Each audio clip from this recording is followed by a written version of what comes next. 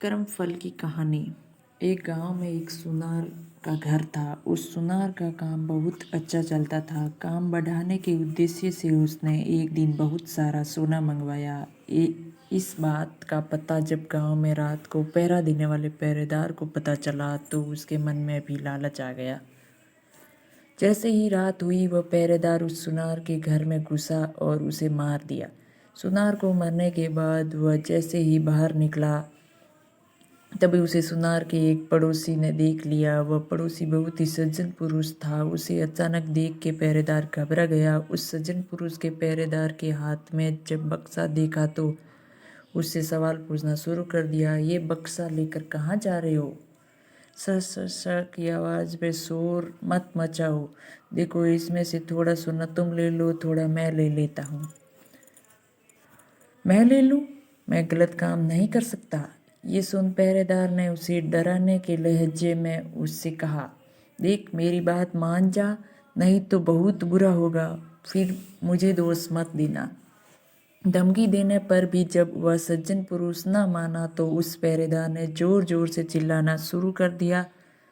जब सब लोग इकट्ठा हो गए तब वह सबको झूठी कहानी बताने लगा।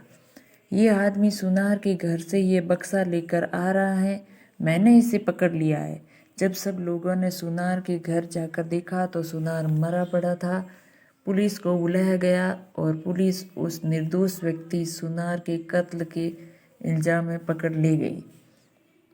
मामला कोर्ट पहुंचा। उस आदमी ने जज के सामने बहुत कोशिश की कि खुद को निर्दोष साबित कर सके, लेकिन सारे सबूत और गवाह उसके खिलाफ थे।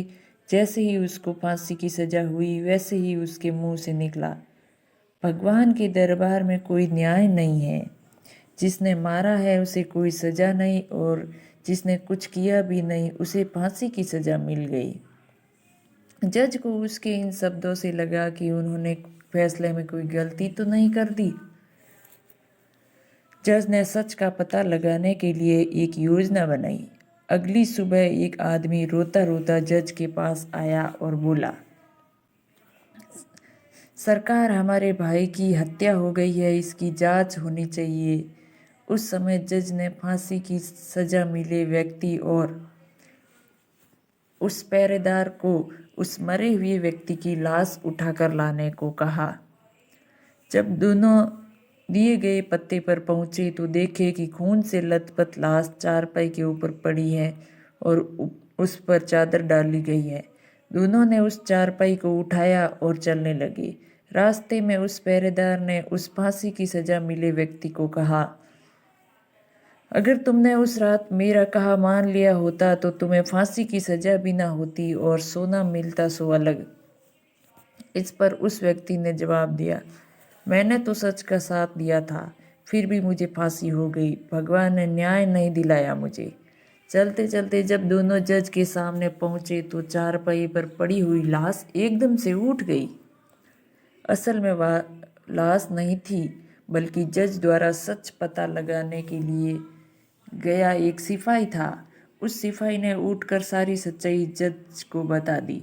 जज सच्चाई सुनकर बहुत हैरान हुए। पहरेदार को कैद कर लिया गया, न्याय हो गया। लेकिन जज के मन को अभी भी शांति नहीं मिली थी, सो उन्होंने उस सज्जन व्यक्ति से कहा, इस मामला में तो तुम निर्दोष साबित हो चुके हो, लेकिन सच सच बताओ कि तुमने कभी कोई हत्या नहीं की है क्या? जज की चालाकी वह व्यक्ति पहले ही देख चुका था, इसलिए अब वह झूठ बोलने से डर रहा था, इसलिए उसने सच्चाई बतानी शुरू की।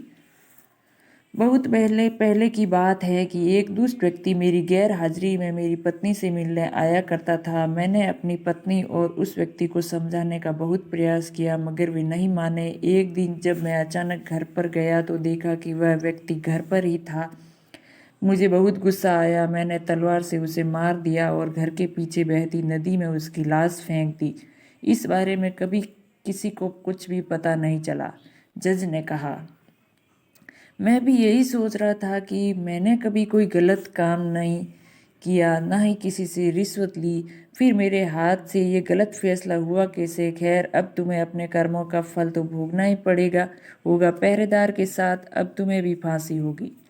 तो दोस्तों, ये बात तो सच ही है कि कर्मों का फल भले ही देर से मिले लेकिन मिलता ज़रूर है। फल कैसा होगा ये इस बात पर निर्भर करता है कि आपके कर्म कैसे थे। आप अपने बुरे कर्मों का फल अच्छे कर्म करके टाल नहीं सकते। जैसा कि उस व्यक्ति ने पहरेदार को रोक कर अच्छा कर्म करना चाहा, लेकिन उस अच्छे कर्म के कारण उसे बुरे कर्म नहीं भुलाए जा जाएंगे, इसलिए उसे उसके पुराने कर्मों की सज़ा मिली, भले ही देर से मिली लेकिन मिली ज़रूर।